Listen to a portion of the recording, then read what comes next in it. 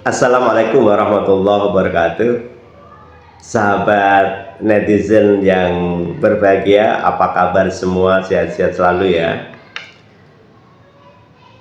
Kita adalah manusia yang diciptakan oleh Allah dengan sebutan sebagai makhluk.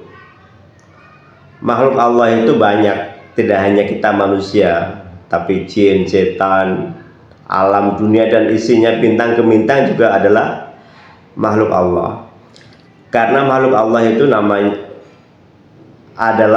artinya adalah yang diciptakan, sedangkan Allah Al-Khaliq adalah yang menciptakan. Nah, kebetulan kita adalah dari jenis manusia. Sahabat, sesungguhnya setiap makhluk sudah ditentukan garis edarnya, sebagaimana bintang gemintang di langit, di tata surya, dia sudah ditentukan oleh Allah garis edarnya, makanya tidak akan bertabrakan. Ketika bertabrakan itu namanya bencana, dan hanya kiamat yang akan mendapatinya. Sahabat semua, termasuk manusia, kita sudah ditentukan garis edarnya, kaya tidak kaya, bahagia tidak bahagia, kerja tidak kerja, semua sudah ditentukan garis edarnya. Tinggal ikhtiar kita lah yang mendorong kita, apakah betul-betul kita akan menjadi manusia yang tidak bekerja atau manusia yang produktif. Ini tergantung hasil ikhtiar kita dan doa tentu. Nah, sahabat semua, banyak di antara kita yang seringkali merasa putus asa terhadap kehidupan yang dialaminya. Padahal sesungguhnya kalau kita menyadari esensi kita diturunkan, diciptakan sebagai makhluk Allah di bumi, itu semuanya sudah disajikan dan diberikan oleh Allah. Tinggal bagaimana kita membentengi diri kita, memodali diri kita dengan keimanan, dengan keikhlasan, dengan ikhtiar dan tawakal. Nah, keempat elemen ini yang harus berada dalam diri kita, sehingga dalam posisi apapun kita tidak merasa putus asa. Nah, sahabat, supaya kita tidak putus asa, maka kita dalam menjalani kehidupan harus punya 3 filosofi, 3 pemahaman dasar yang harus ada dalam dada kita. Apa itu? Yang pertama, kita jalani hidup kita. Ketika kita menjalani hidup kita, sebagaimana kita menyadari bahwa manzilah kita, garis edar kita sudah ditentukan oleh Allah, maka kita akan menjadi manusia yang serba enjoy, bahagia.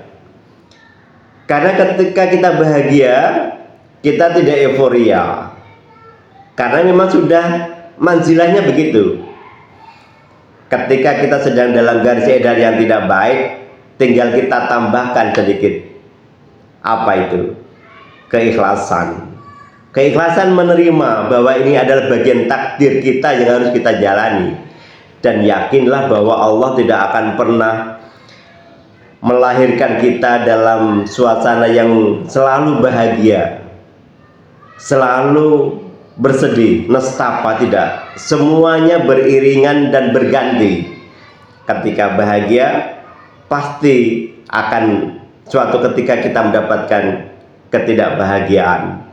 Ketika ada kematian, pasti ada kebahagiaan di baliknya.